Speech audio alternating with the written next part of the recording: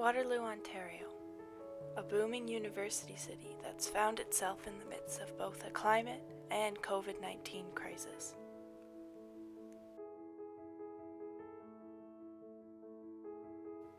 I sat down with Dr. Christopher Lemieux, Associate Professor at Wilfrid Laurier University, to talk about how COVID-19 correlates with the climate crisis and how these two have affected Waterloo's natural resources. When I think about COVID and the Waterloo region and the resources that are available to us, what I really see is kind of a little bit of a reconciliation with nature kind of going on, if you want to call it that. So it's kind of the natural resources that are within the region in terms of parks and trails and other areas that, you know, when the lockdown first happened back in March, you know, after the first month or so, when people were, you know, unsure of as to what was safe and what isn't, you know, you really started seeing people flock to the outdoors. COVID is a result of human activities. Climate change is a result of human activities. And, you know, by protecting nature and using, you know, in what we call nature-based solutions,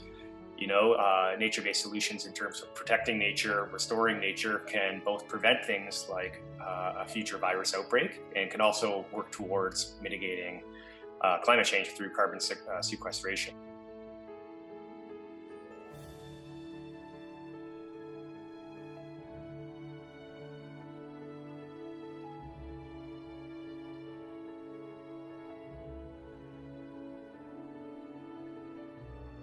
When we're thinking about, you know, what a post-COVID world will look like, right? I really do feel that there's an opportunity when we, you know, when we're building back the economy and we're building back society, that, you know, nature-based solutions, nature in general, and, you know, what's been called a green recovery is core to that, right? With obviously considerations of equity within that as well. One of the biggest problems is that, you know, just like COVID, right, it will be less costly to prevent future climate change than to, you know, cure it to, you know, to the greatest extent possible. So it's just, again, I think there's some lessons from COVID that we can use and apply to climate change. This, when we're thinking about planning the Waterloo region, we just need to ensure that,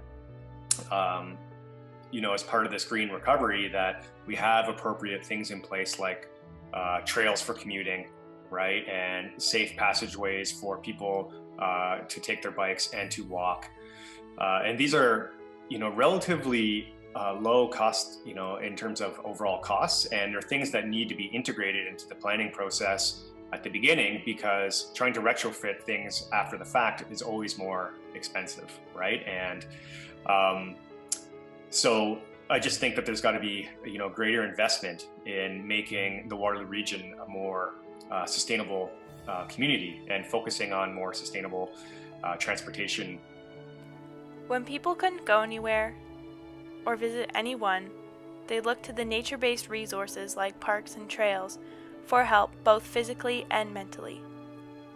My hope is that when COVID-19 ends and we go back to our busy lives, we still look to these nature-based resources and protect them and lower our carbon emissions in the fight against climate change.